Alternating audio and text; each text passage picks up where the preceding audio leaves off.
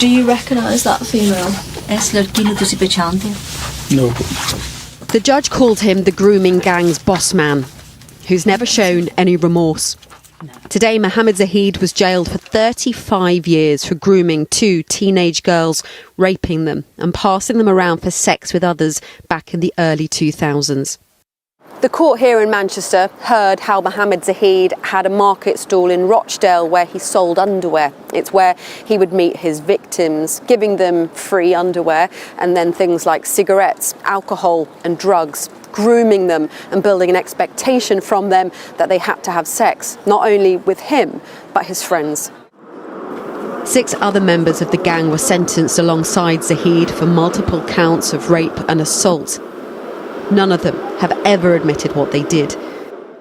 In this police footage, 2 of the men turn against each other, accusing the other of a brutal rape of one of the victims in a car, an assault that was filmed and used to blackmail her. At the time, the 2 victims were just 13, both highly vulnerable, known to social services, in and out of care. The judge said the men exploited that vulnerability and used the girls as sex slaves.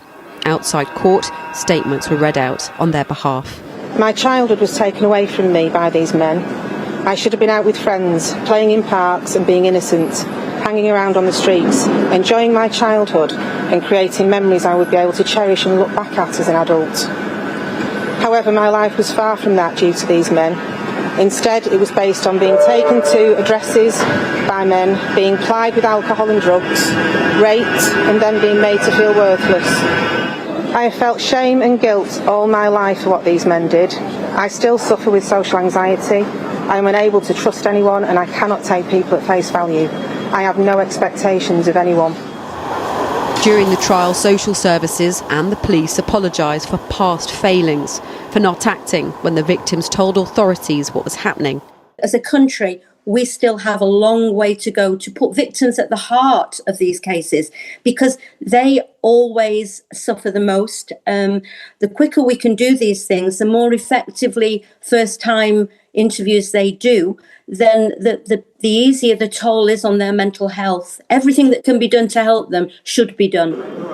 In court, the judge addressed Zahid directly. He said at the time the victims were young girls. They would have been terrified at what was happening to them. You, Mohammed Zahid, he said, simply didn't care.